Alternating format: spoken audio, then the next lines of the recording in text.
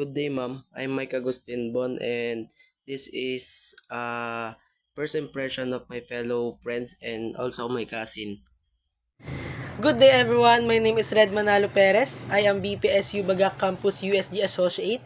And at first, I thought Mike was responsible, jolly, and kind of funny.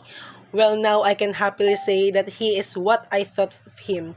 And my first impression is accurate. Thank you. Hey everyone, my name is Tristy Perez and I'm cousins of Mike Obispo.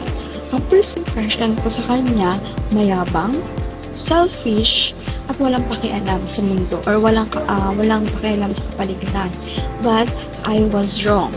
Nung nakasama namin siya sa mga family bonding, reunion, doon ko napagtanto na hindi pala siya ganun sa iniisip ko dati.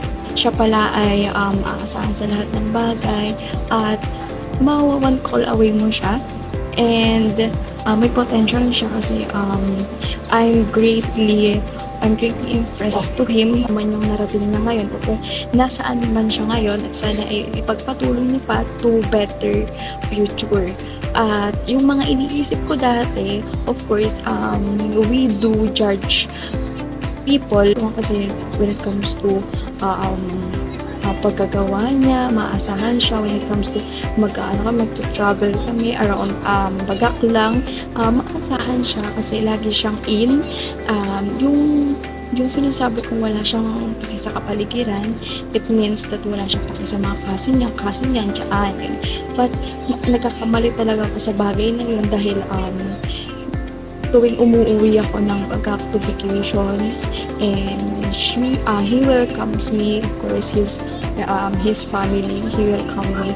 Sabi ko ngayon is I'm really impressed to him what he do and sana is ipagpatuloy niya pa yung mga adhikain niya, of course.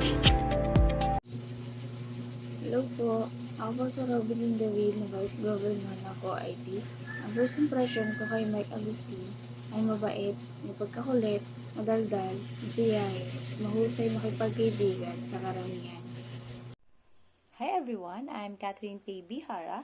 My first impression to Mike Agustin was when we were in grade 12. He is a quiet student that always sit at the back. And I thought that he is a arrogant student, but when we are about to graduate, I see his side that he is just a jolly person and he has also a naughty side. Thank you.